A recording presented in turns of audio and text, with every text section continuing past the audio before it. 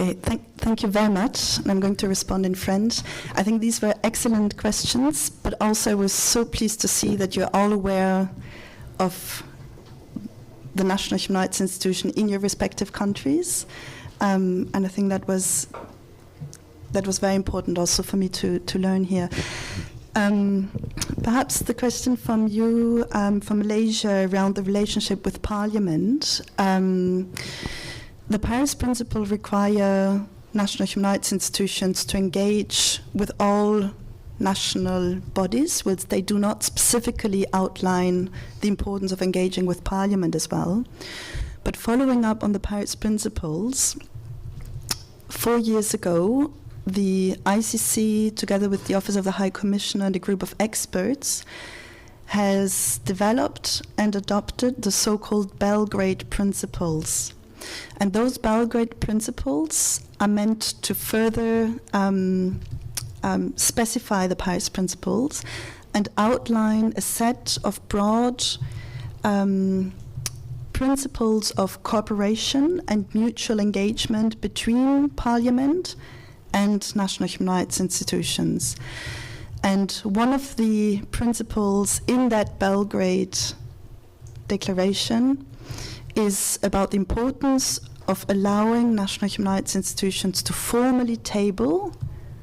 their annual reports and any other specific thematic report before Parliament, and also for Parliament to consider and discuss this report. The Belgrade Principles also outline the very important role that Parliament has in relation to ensuring that the legislation that establishes a national human rights institution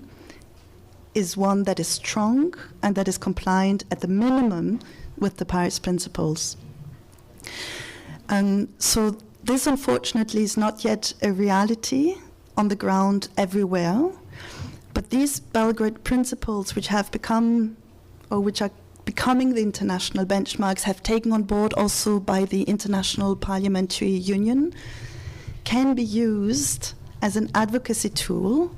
by the NHRIs themselves, by civil society, by others, in order to make sure that there is this strong and mutually reinforcing relationship between national human rights institutions and Parliament. And here just again another example from Morocco is Morocco's NHRI has been strengthened through the constitutional reform process in 2011, which has allowed them explicitly to engage with Parliament and present the report, but the Constitution is silent about whether the report should be discussed or not. So since then, the Moroccan NHRI has engaged with parliamentarians to request that the report can be discussed in Parliament, and have just last year been able to sign a memorandum of understanding that exactly will allow them to do that. And so the reports are public and are now debated in Parliament. It might be a longer process, but it's important to advocate for that, and you have a very important tool, which are those Belgrade Principles.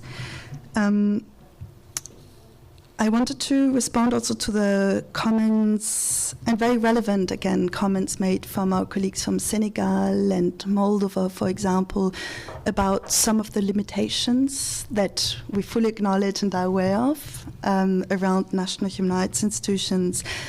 And as I mentioned about the challenges, the truth of the matter is really a national human rights institution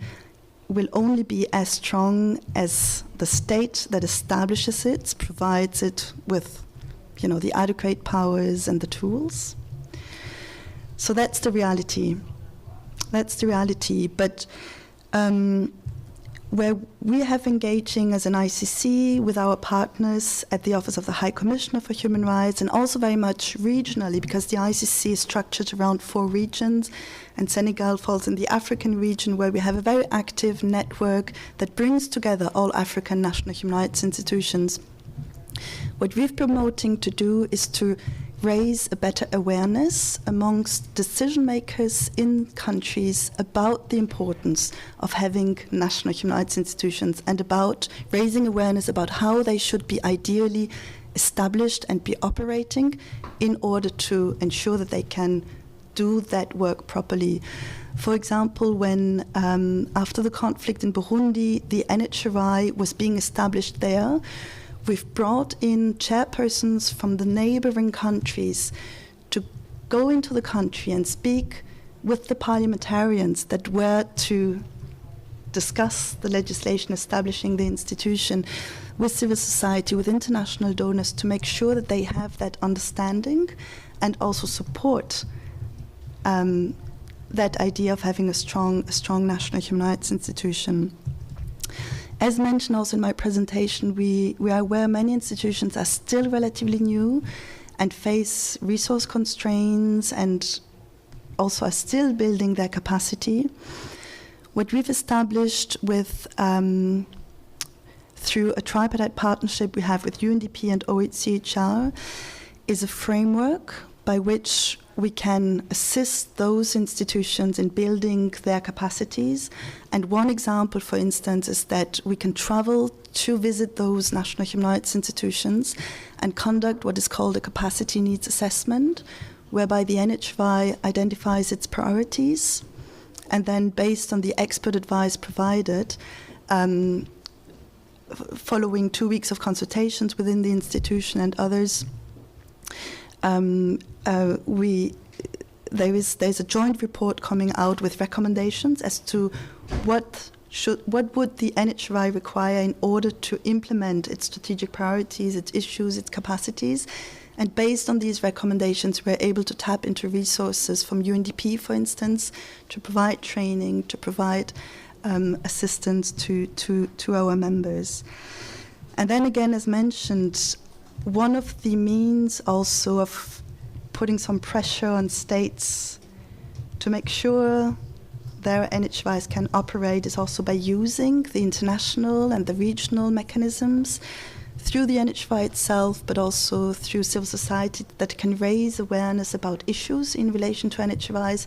at the international level, and be it through the UPR, be it when a special mandate holder visits the country, or by engaging in the accreditation process of the ICC, where you can really specifically highlight issues that the accreditation committee will take into account and formulate based on that recommendations. And then the final point about reprisals, which is a very topical one, as mentioned also when I spoke in my presentation. Obviously, what's quite clear is we have a very limited protection mandate when it comes to urgent measures. We wouldn't be able to, travel in the country to protect per se, but what we can do, and where we've had lots of influence, again with partners at the international level and domestically, is to engage at highest level with the state. In the case of a reprisal against the Australian Human Rights Commission, the chairperson of the ICC